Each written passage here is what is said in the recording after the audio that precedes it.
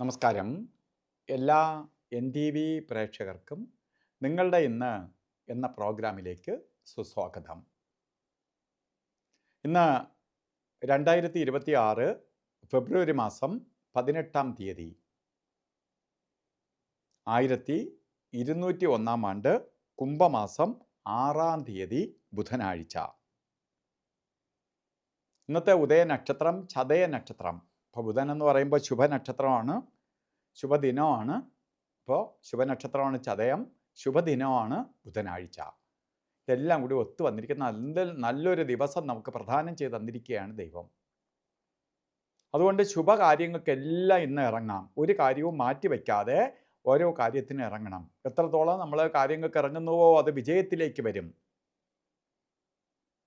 അതുപോലെ ഇന്ന് ബർത്ത്ഡേ വന്നിട്ടുള്ള ഒരു കുംഭമാസത്തിലെ ചതയ നക്ഷത്രം ബർത്ത്ഡേ ആയിട്ട് വന്നിട്ടുള്ളവർക്ക് ഒരു വർഷത്തെ ഫലത്തെ ചിന്തിക്കുമ്പോൾ നിങ്ങൾക്ക് ഭാഗ്യദായകമായ ഒരു വർഷമാണ്.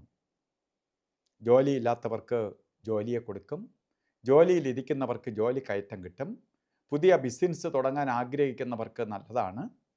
അതുപോലെ പഠനവുമായി ബന്ധപ്പെട്ട് നിൽക്കുന്നവർക്ക് നല്ല റിസൾട്ട് ലഭിക്കും. ഉപരിപഠനത്തിന് പോകാൻ ആഗ്രഹിക്കുന്നവർക്ക് അനുകൂലപ്രദമായ അവസ്ഥ ഉണ്ടാവും.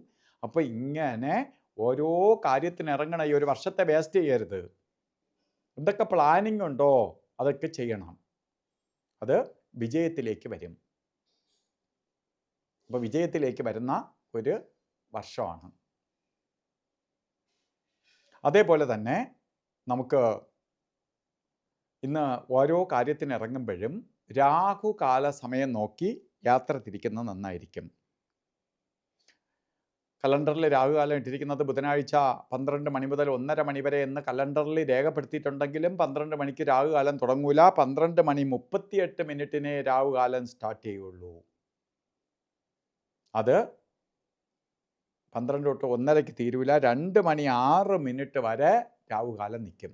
അപ്പോൾ രാഹുകാല സമയം ഒരു ശുഭകാര്യങ്ങൾക്കും എടുക്കരുത്. അതുപോലെ തന്നെ